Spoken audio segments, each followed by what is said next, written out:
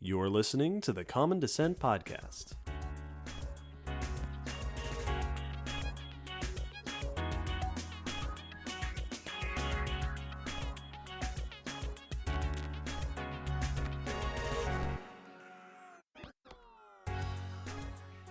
Hello, Will. Hello, David.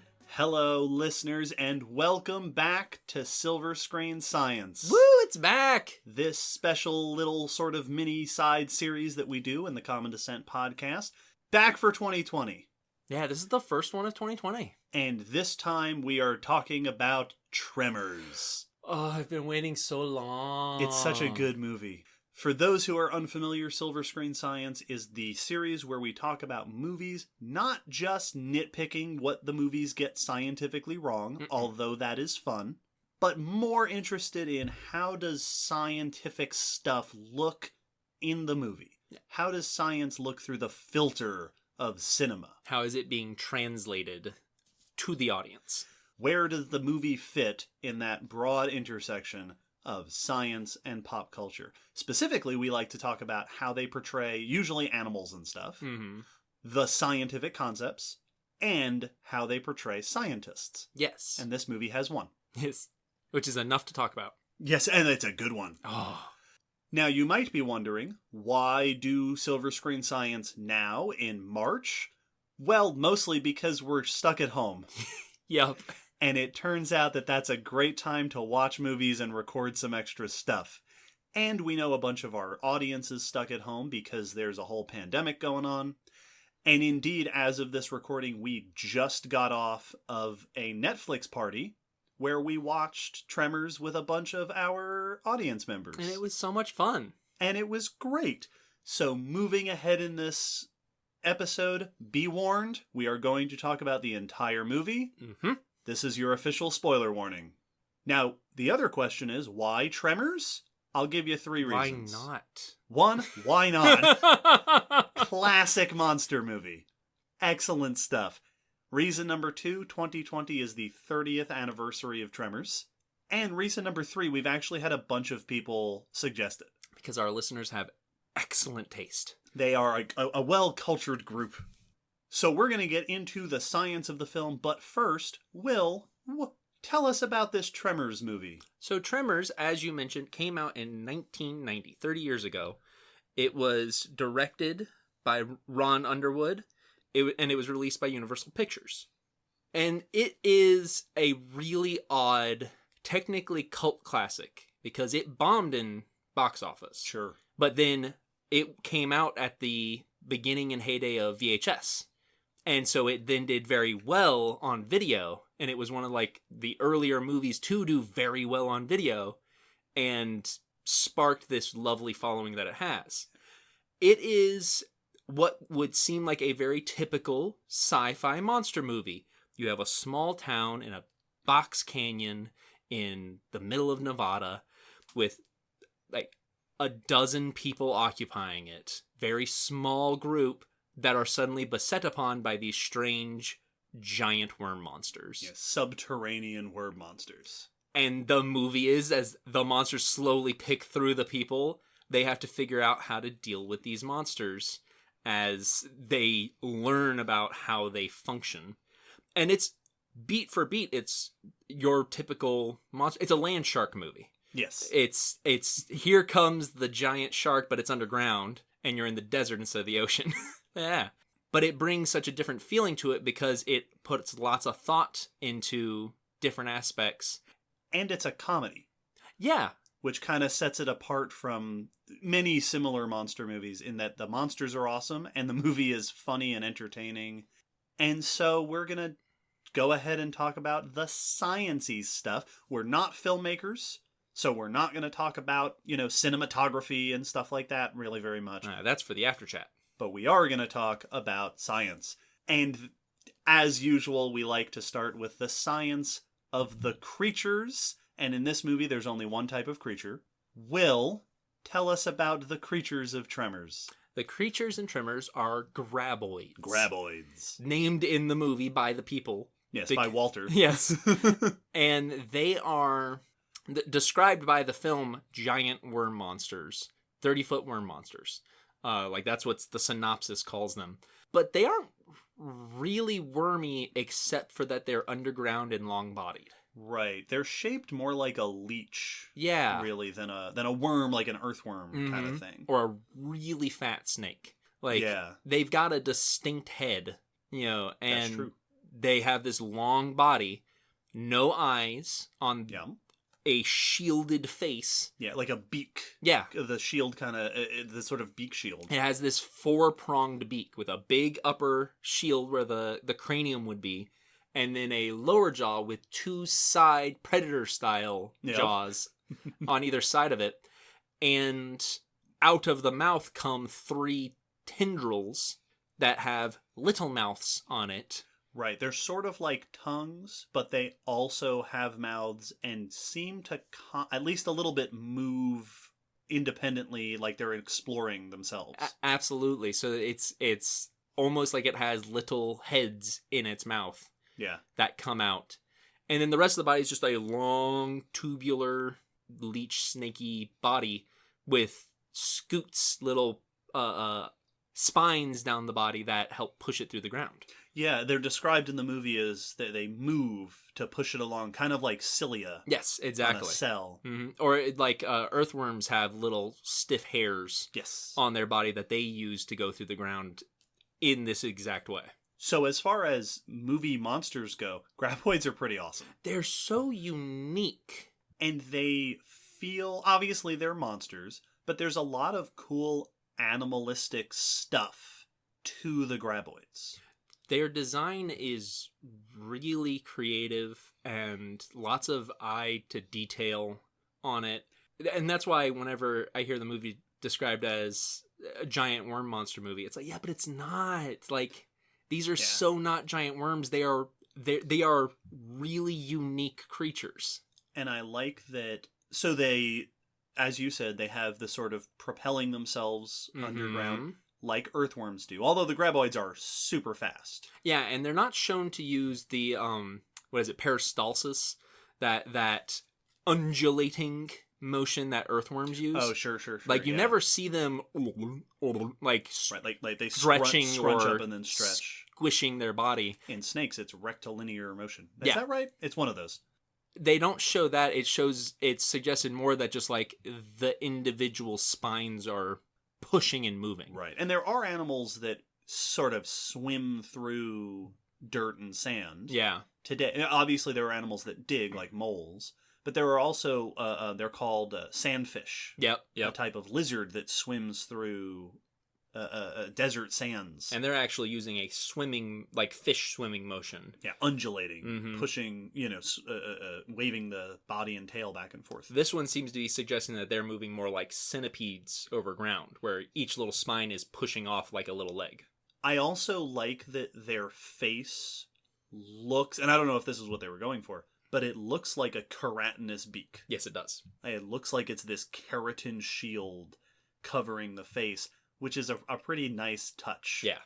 And it's cool because there's definitely thought put into the anatomy of a predator that moves under the ground in the way that this one does, is that they gave it mobility. They gave it the spines. They even draw attention to it in the film.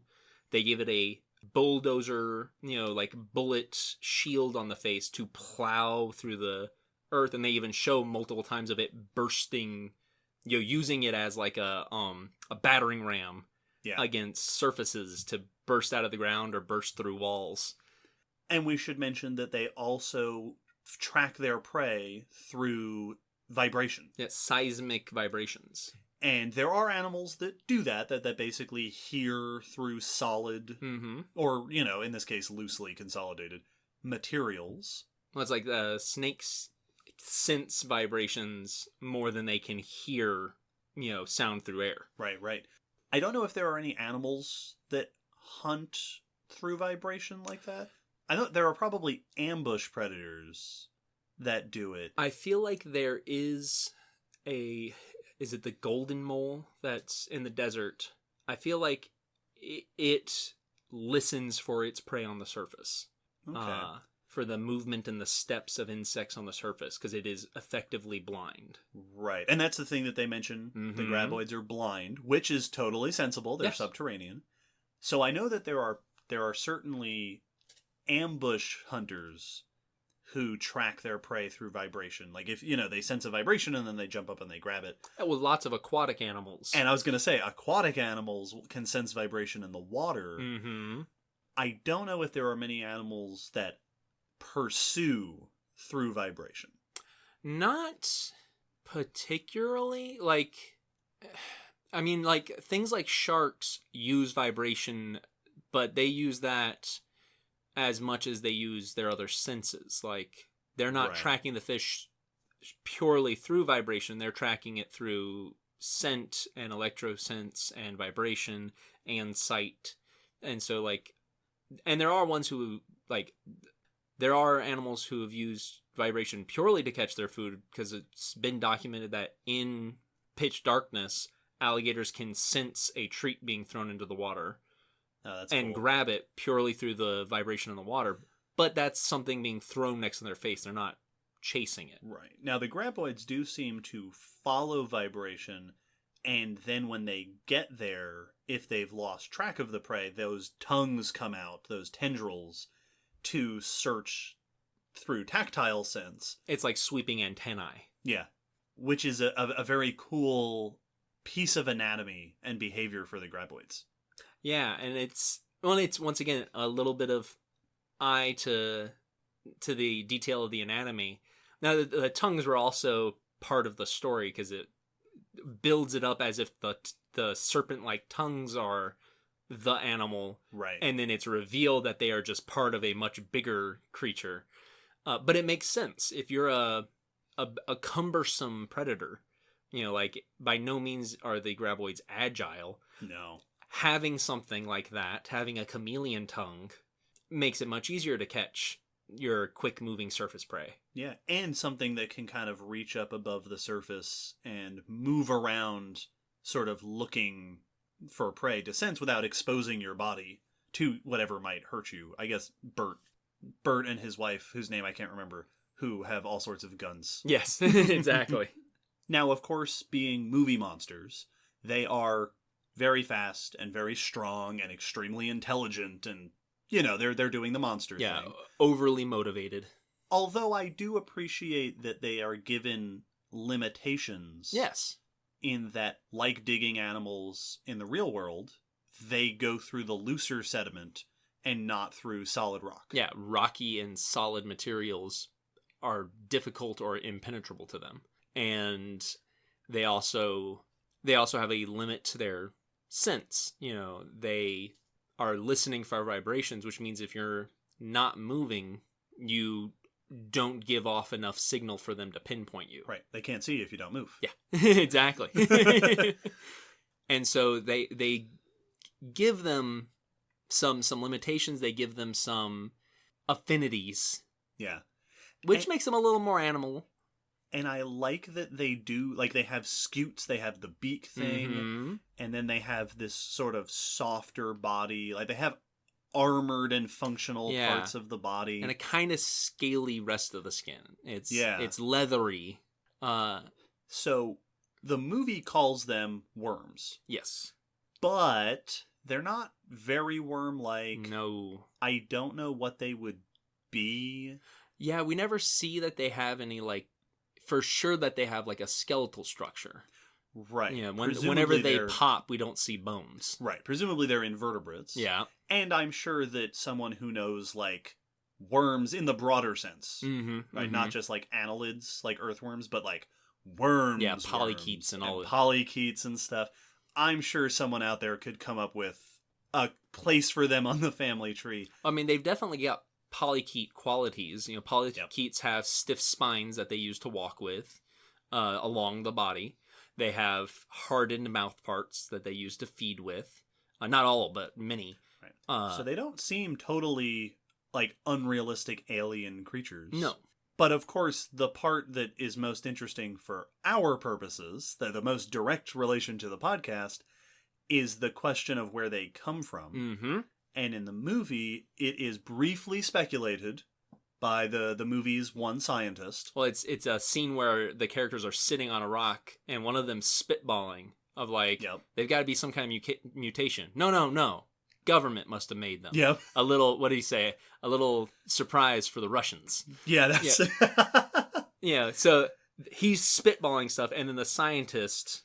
It's sort of, she's thinking about where they could come from, and she makes the extremely good point that they don't match anything in the living, like known to be living, or in the fossil record. Yeah, she said that they don't match anything in the fossil record, that's for sure. Yes. And it's like, yep. No. And like, that is an excellent trajectory to think about. And then she says, so maybe they predate the fossil record, which is a weird sentence, which would make them billions of years old, which makes the first sentence make a little bit more sense. And then she says, and then somehow... And we've just never seen them until now. At which point she kind of trails off like, yeah, that doesn't really make any sense. Which is, it's nice because the movie gives a potential answer, but the scientist is like, yeah, it doesn't make any sense. And I like that the scientist comes up with it. Yes. It's like, oh, what about this? No, I reject my own hypothesis because that doesn't seem to work. Now, of course, the notion of them, quote, predating the fossil record, what it sounds like is being implied there is probably like before the Phanerozoic, before we have good fossils of hard-shelled and boned creatures, which would make the graboids, at the very least, Proterozoic, which is a time where there are pretty much only microscopic things, or nearly microscopic things. Yeah. So she's right to be dismissive. Yes. There shouldn't have been big graboids back in the Proterozoic. Now, a thing that we didn't say in the beginning, which is relevant here, I know, we're only talking about the first movie. Yes.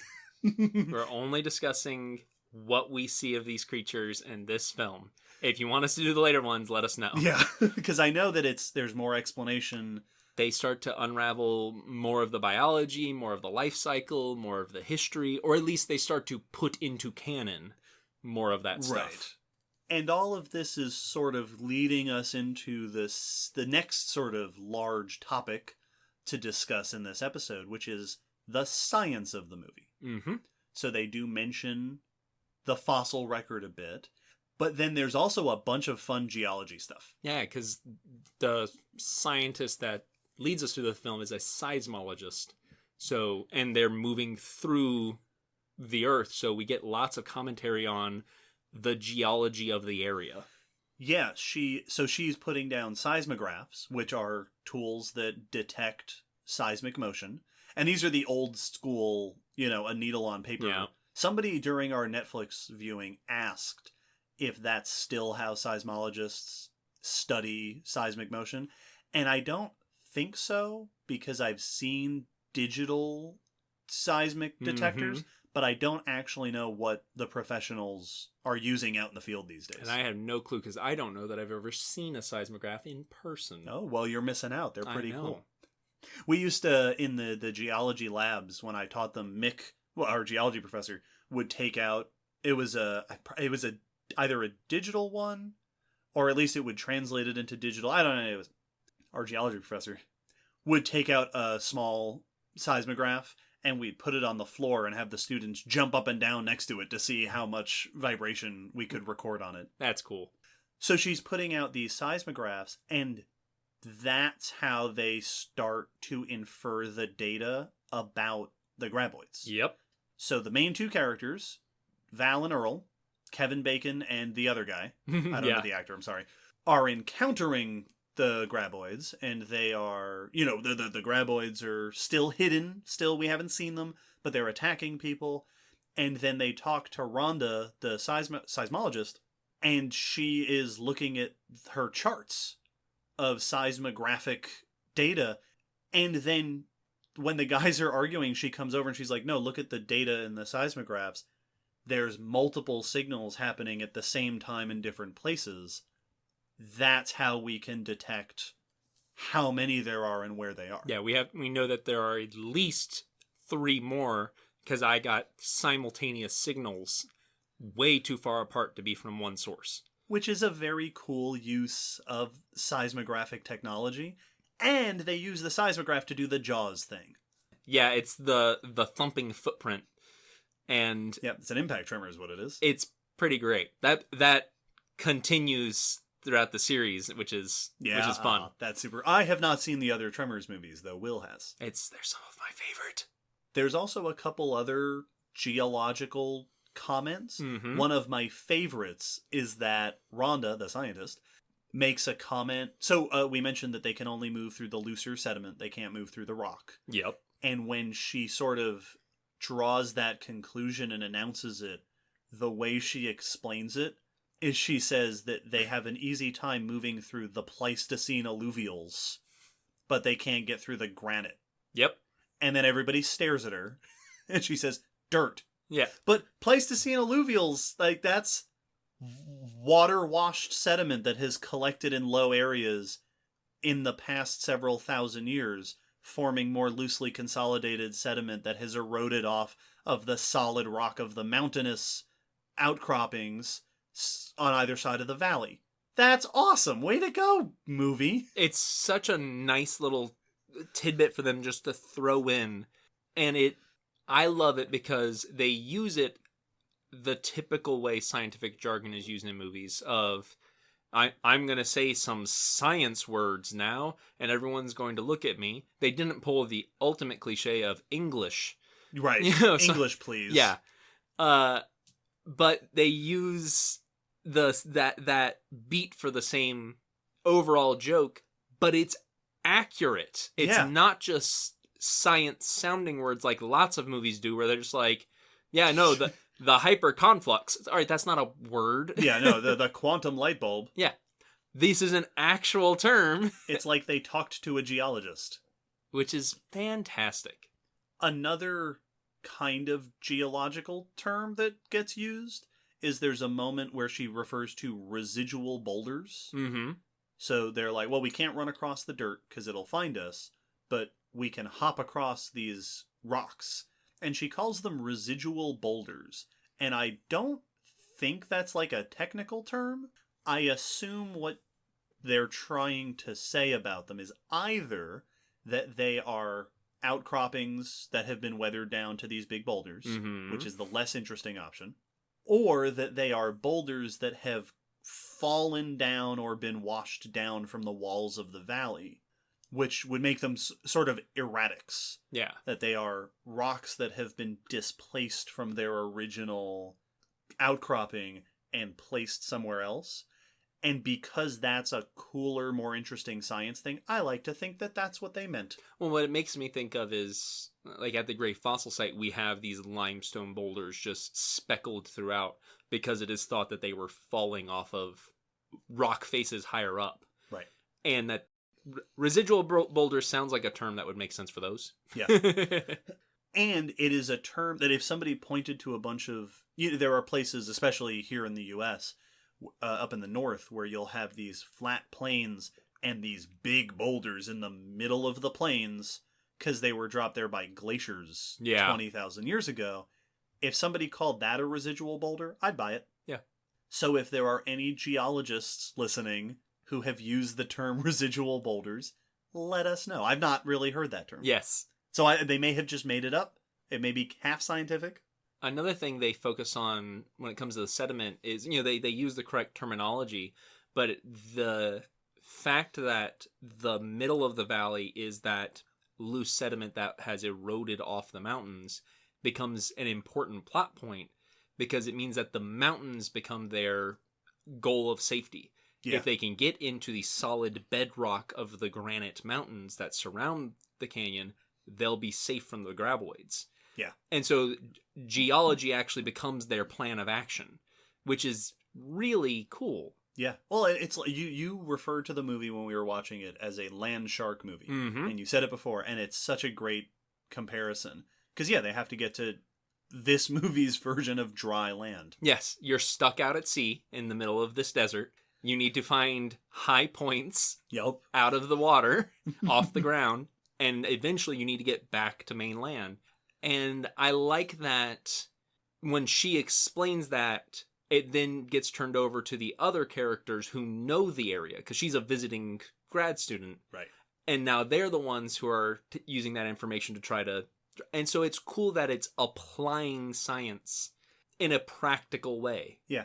It's fun. It's they do overall a very good job, I think, at that. There's also a couple mentions here and there, hints of other geological phenomena, kind of. Yeah. Like there's a landslide at one point, and then there's a point where they almost talk about sinkholes. Yep. But then Bert, I think it is, makes a comment about there are a lot of old mines in this area, that it could be collapsing mines underground. So, you almost talked about sinkholes. And then there are times when the graboids will get up underneath something, like a truck or a building, and start moving the sediment around. Yep. And it creates an effect that is similar looking to liquefaction. Yeah. Which is something that happens during earthquakes, where your sediments, especially water-borne sediments, are perfectly fine and fairly solid when they're stable, when they're not moving. But then when you vibrate them, the sediments spread out, and you end up getting this sinking effect.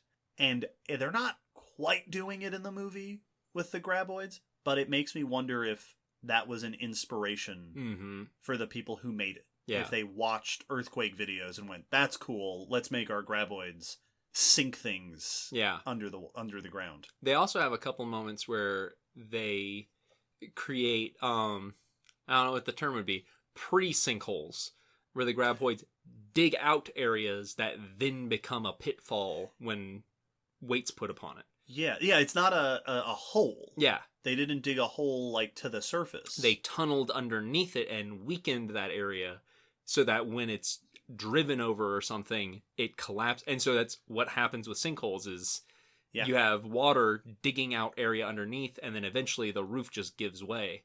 And they're doing that like with buildings and stuff, where they're just digging out underneath the foundation of a building until it's slowly collapsing. Yeah, which is a cool... Now, once again, they are very intelligent because they're movie monsters. Because they're monsters. They're learning every single second. But there are animals that do similar things. It makes me think of antlions. Yes. Which are the insects that will excavate out a cone of loose sediment. Yeah, they just continually dig in a circle, flicking sand out, and eventually that circle gets deeper and deeper, and they have a perfect cone. And then they sit at the bottom underneath the sand, the sediment, and if another insect steps into it, because it's loose sediment, they have trouble climbing back out, and if they slide down to the center, they get eaten. And if my favorite thing that antlions do is if the insect starts to slide in, but then catches its footing and starts to get out, the antlion just starts flicking sand at it. Yeah. And shooting it with shrapnel until it upsets its footing enough to fall all the way in. So there are real-life animals that create sort of geologic features. Yes, they literally create sand traps. Yeah, and I know that there are also, I think it's an ant, a type of ant that has a mechanism that flings itself out of the trap. Oh, that's awesome. Have you ever seen it? No. I want to say it's an ant. It might be wrong. But it's some kind of insect that has some sort of spring effect, so that if it starts falling in, it can launch itself violently out of the trap. That's awesome. That's fantastic. So in terms of its use of science, I'm fairly impressed as silly monster movies go. Yeah. I'd say the most unrealistic part of it is just the speed at which they have the graboids move through the ground. Yeah. Is like they are booking it at running speed. Like they are keeping up with humans at full sprint. Yes. That's really fast to shove your face through dirt. Yeah, dirt doesn't yield quite that nicely. No, I mean, because they even make a point in the movie at one point that it is, what does Bert call it? The ultimate bullet stop. Because they can't shoot through it. And it's like, yeah, that's why sandbag defenses has been a thing in military for ever and ever, is good at stopping stuff, So, like, they do have a little bit of the physics issue there, in that sometimes the dirt is treated as very solid and other times it's treated as very loose. Yes. But all in all, no, the scientific concepts and terms they use, they do a really good job, especially for a film. Yeah, especially for a 1990 Monster. comedy monster film. Yeah, what would have at the time been considered a B movie because it bombed in box office. And it is a B movie. Yeah. But it's a it's so good. It's a excellent B movie. And speaking of good things in the movie, let's talk about its portrayal of scientists, which in this case is one scientist. Mm-hmm. Her name is Rhonda. She is a graduate student. I don't remember where they say she's from. No, they just say, is that previous grad student? They go, no, he graduated. This is the new one. Right. They never say where. And she is a seismologist. She's out there taking seismographic readings of the area. And she is one of my favorite scientists in film. I struggle to think of another film that so accurately depicts a scientist and even a grad student. Like, oh yeah, they do such a good job. Well, she feels like a person that I know. Yeah, no. Not like a specific person, but like that person could have been in our graduate program. I've definitely met Rhondas. She is enthusiastic about the science. Mm-hmm. She slips a little bit into jargon. Yep. Like with the alluvial comment, the Pleistocene alluvials. She uses her data to sort of track the motions of the graboids. When they find when they see it for the first time, Earl and Val are like, wow, we're going to make a lot of money. And her first thought is, this is a major zoological discovery. Yep, and she's already making notes about the anatomy. Like, the first thing she says is, I don't see any external eyes. It must be completely subterranean. Yes. And like that, she's immediately analyzing it. Yep. She makes the comment about the fossil record. Mm-hmm. She makes a comment much toward the end of the movie about getting involved in the research on the animal. But my absolute favorite thing about her, what really knocks her out of the park, is that she knows all that. She has this understanding of subterranean animals and this and that. And then there are multiple times in the movie where the other characters will turn to her and say, hey, you're a scientist. Yeah, where did they come from? What are they doing? What are these things? And she says, why do you keep asking me these things? Yes. Yeah. I don't know. There's even the wonderful scene of them asking her stuff, and she goes, I don't know. They go, aren't you a scientist? Shouldn't you have like a theory? Yep. And then she like looks around for help to be like, I don't know what else to say. I'm a geologist. I'm a geologist. And there are two reasons why I love this so much. One is that it is a direct subversion of a trope that we've talked about before. Yep. Which is the scientist, the master of all knowledge. That scientists are that know all science. That we dabble in everything science. And there are lots of movies that'll have a scientist who has the answer. I can explain physics concepts and detailed chemistry, and I'm supposed to be an engineer, but when I see the genetic code, I can identify precisely what the code is from, what animal it's from, or whatever. Oh, we've been watching James Bond movies recently. Yep. And in the more recent movies, Bond has started to become one of those of, oh, that's this orchid, it's found here, and that's... Right, that's the code for blood. Yeah. What? Well, why do you know all this stuff? Why do you know those things? I feel like we also talked about it in another movie. I think it might have been one of the Godzilla movies, where you had the scientist guy who is also, like, advising the military dudes on strategic planning. Exactly, yeah. And, like, movies love to do the thing where scientist equals super smart, super knowledgeable, the person you go to with all the answers. That I am just full to the brim with insight. Yes. It doesn't matter what it is. I am insightful when I wake up and when I go to sleep. And the other reason that I like Rhonda as a scientist so much, I like this quality, is that it is a very relatable thing that I have experienced, and I have friends who have also experienced in real life, of family members and friends turning to you and being, shouldn't you know this? Yeah. you're a scientist. Yep. Every now and then my dad will ask me about medical stuff. Yeah. And he'll be like, my arm's been doing this. What do you think that means? Like, I think it means you should go to the doctor. Yeah, that sounds bad. Yeah. It says if you don't do anything about it, I might be able to study it. Yes.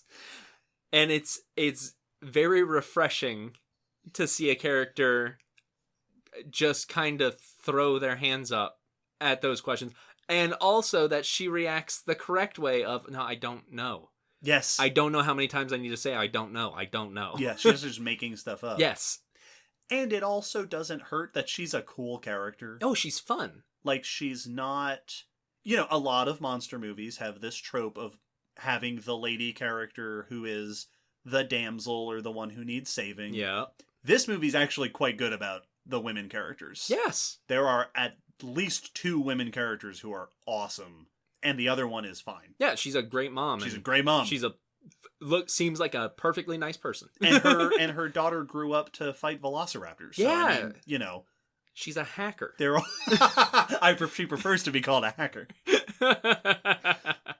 But Rhonda's coming up with plans, and she's ignoring the dudes when they're bickering, and she's furthering people's survivability. She's not perfect. No. She needs to be helped at various times, like all the other characters.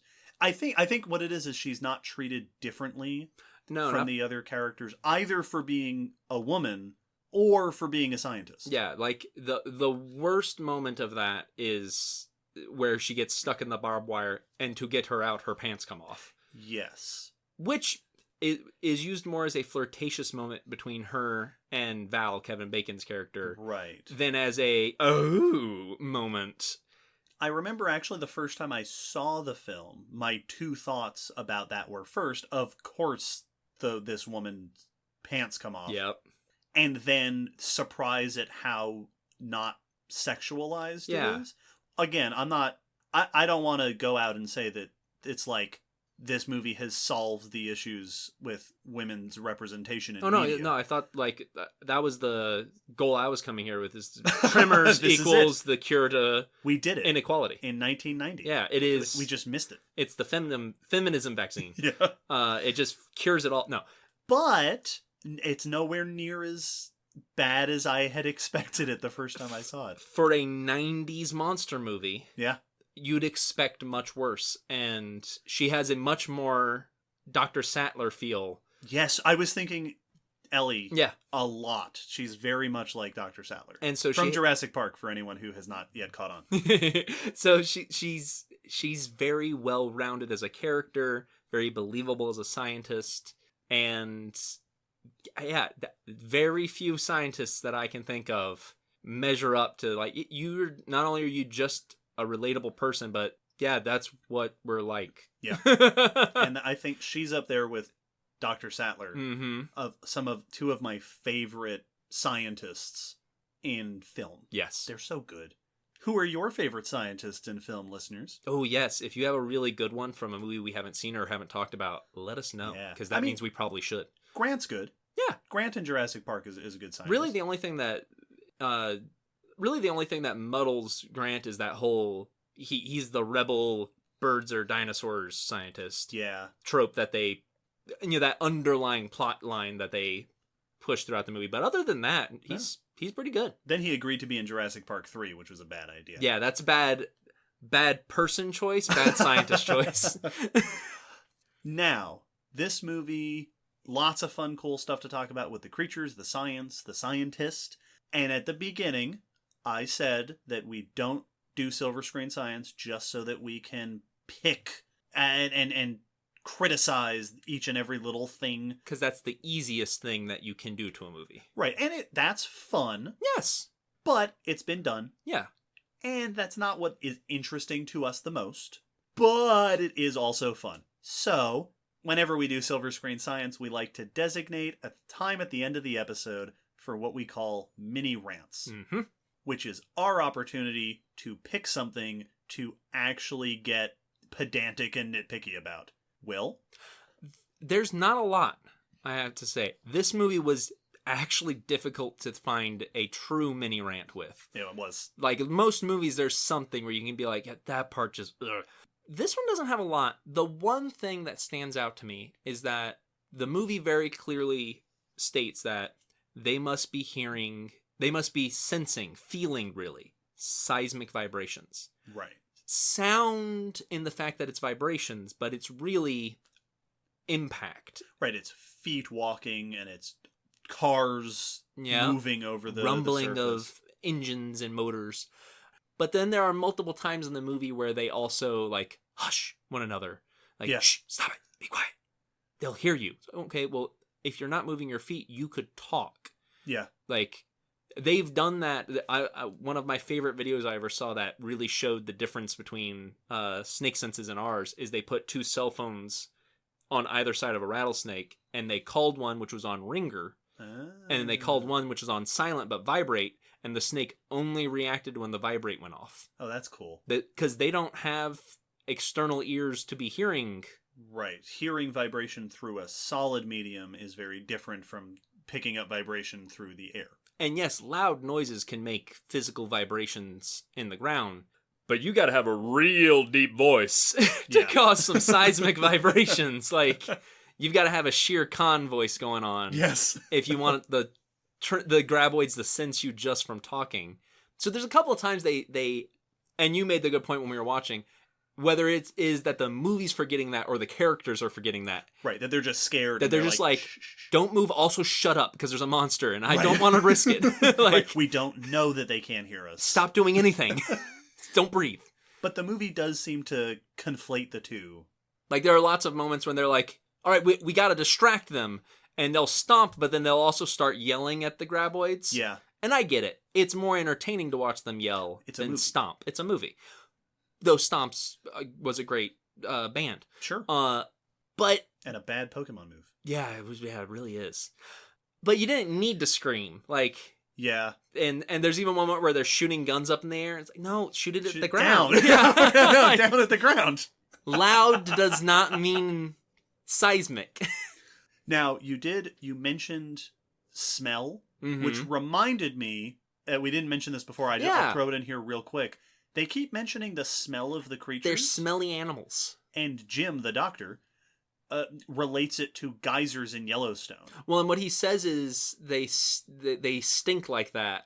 And yeah, it's whether he was saying this smells similar or I've heard geysers smell. Right. Yeah. I'm not sure. So which makes me wonder what they smell like. Yeah, do they smell sulfury like you said? Sulfurous? Yeah. But that's not my mini rant. No. My mini rant. So we've talked about monsterification and how you give animals traits to make them monstery.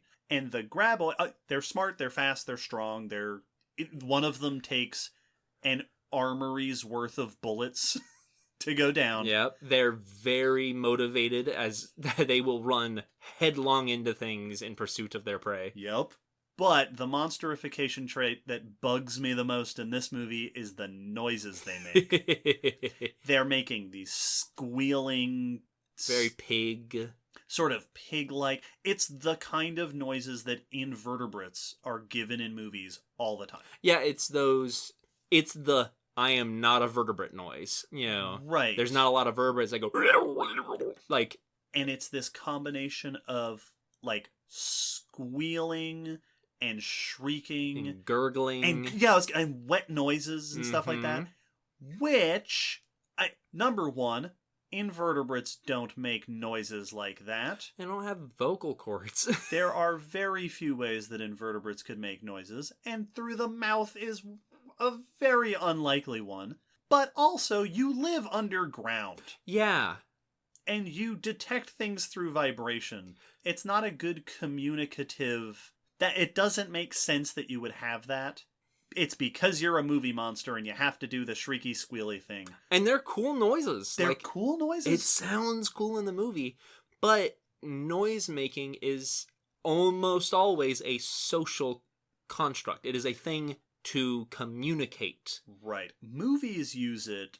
A lot of times movie monsters are given noises to be scary and intimidating. Yeah, to build up suspense. Which is not a way that animals tend to use it. There are animals that will use noises as like rattlesnakes, as a get away from me noise.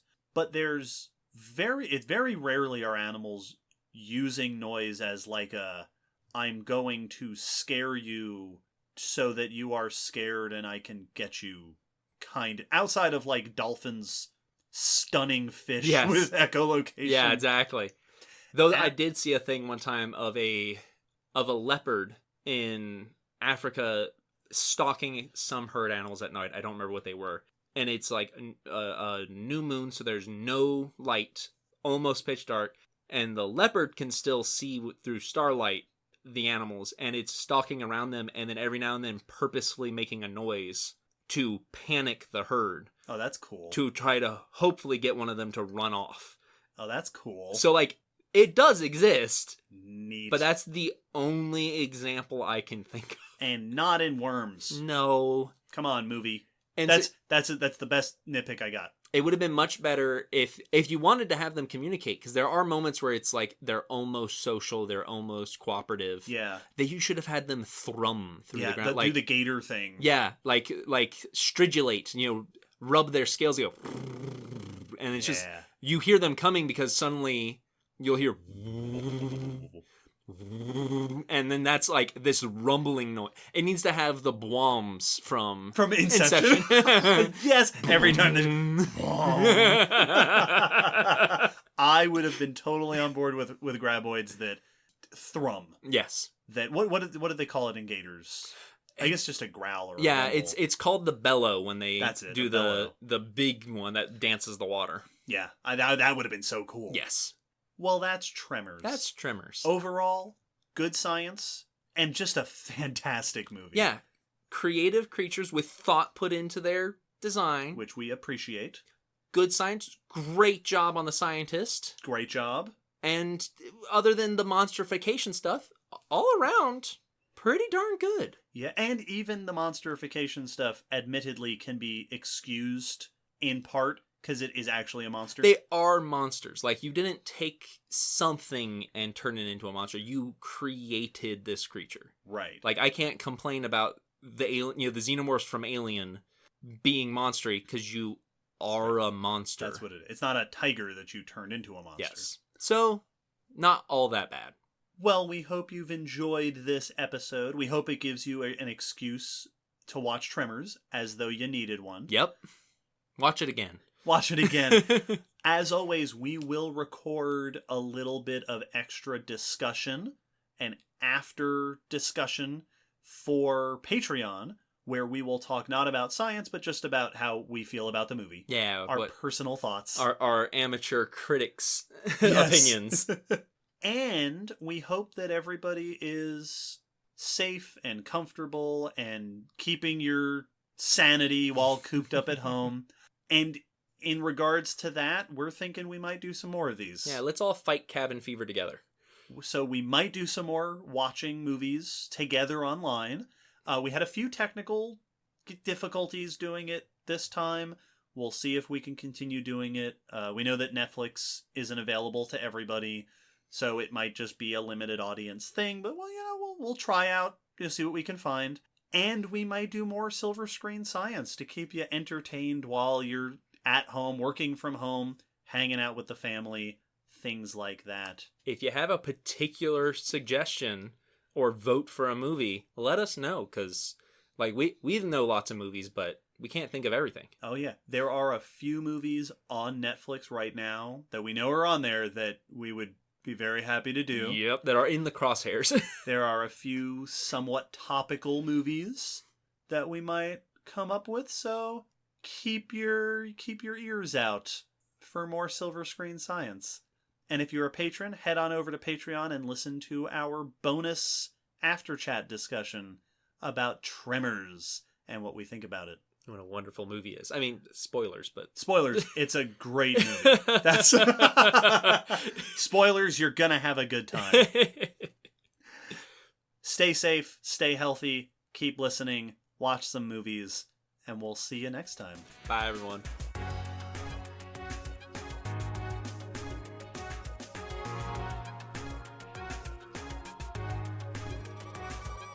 Thanks for listening to the Common Descent Podcast. You can follow us on Facebook, Twitter, YouTube, and check our WordPress blog for pictures and links after each episode. Huge thanks to our patrons whose support helps keep this podcast running and who get access to bonus goodies on Patreon. The song you're hearing is called On the Origin of Species by Protodome, which we found at ocremix.org. Thanks again for listening. We hope you'll join us next time.